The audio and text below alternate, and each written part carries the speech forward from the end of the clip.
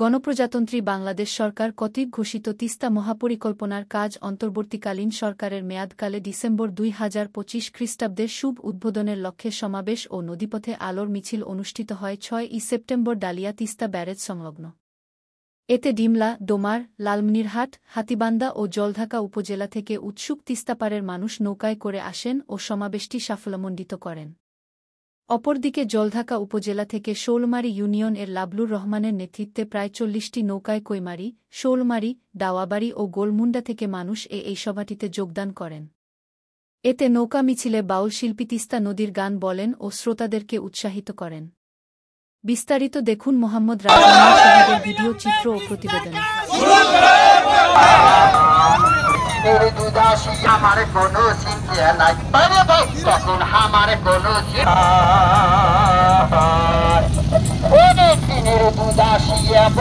এবার নদী খরণ হবে, এবার আমার কোনো চিন্তা নাই, এবার আমার কোনো চিন্তা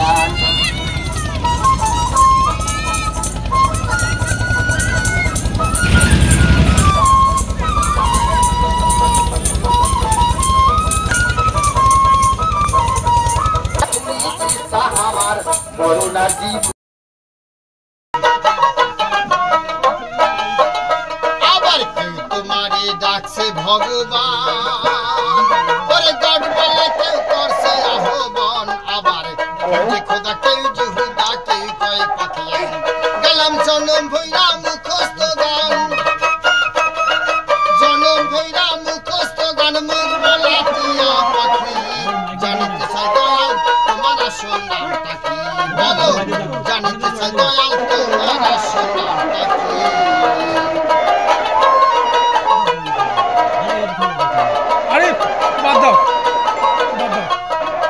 আবার সর্বশাস্ত্রে শুনিতে যে পাই, ও দয়াল তোমার নাকি নাই।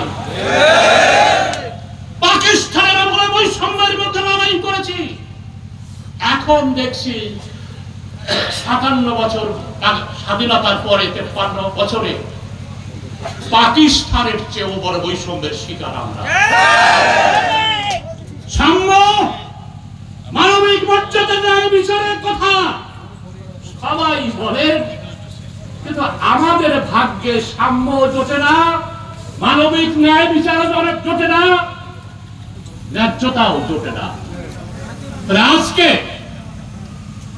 এই বৈষম্যের অবসান কিভাবে হবে? ডক্টর ইউনূস সাহেব এসেছিলেন, বিশ্ববিদ্যালয়ের ছাত্ররা, বৈষম্যজী ছাত্ররা বলেছিলেন তিস্তা বাঁচাও করতে হবে, বৈষম্য রোধ করতে হবে।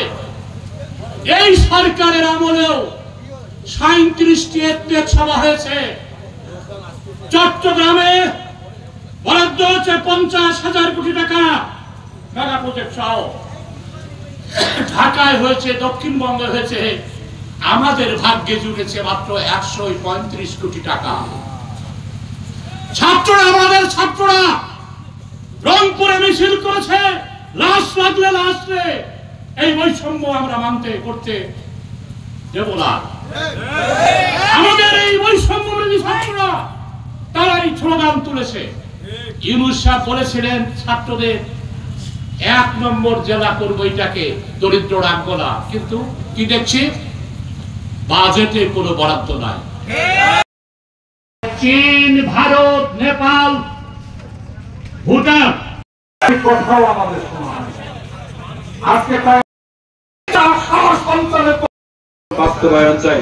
সম্মানিত উপস্থিতি, এ পর্যায়ে আপনাদের সামনে সংক্ষিপ্ত বক্তব্য রাখছেন জনাব মোহাম্মদ মাহবুবুর রহমান, সাবেক ছাত্র নেতা ও বন কর্মকর্তা। এটা কি কোনো ভোটের আন্দোলন না, এটা কি কোনো রাজনৈতিক আন্দোলন?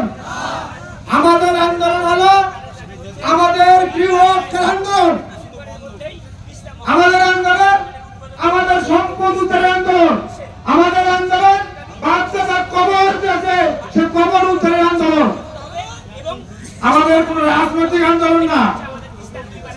তাই আমরা দীর্ঘদিন থেকে আন্দোলন করেছি।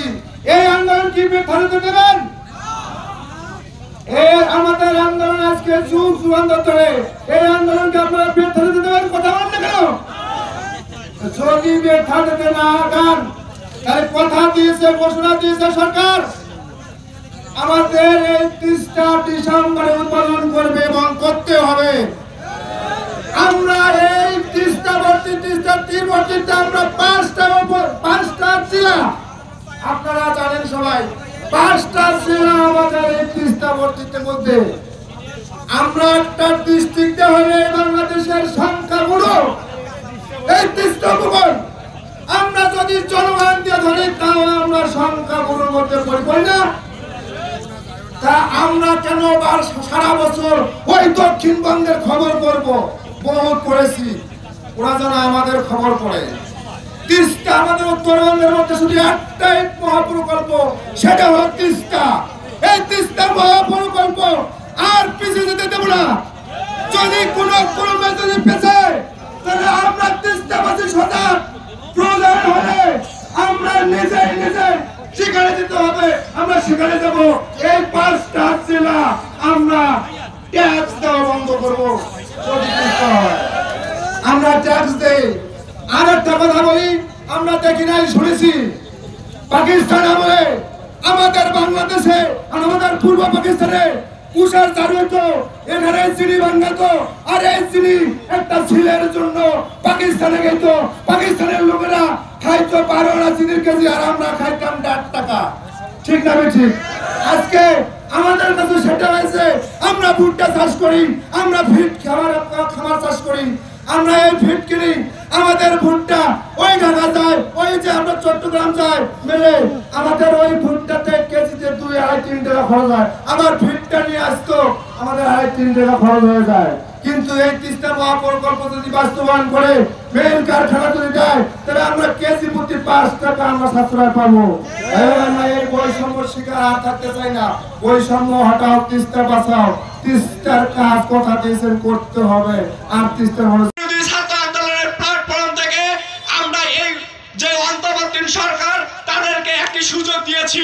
তারা কোনো ভোটের সরকার নয়, তারা কোনো ডাকাতির সরকার নয়, তারা আমাদের সরকার, এই উত্তরবঙ্গের সরকার, দক্ষিণবঙ্গের সরকার, বাংলাদেশের সরকার। আমরা এই উত্তরবঙ্গের মানুষ দেখে এসেছি, গত 54 বছর থেকে আমরা বৈষম্যর শিকার হয়ে এসেছি।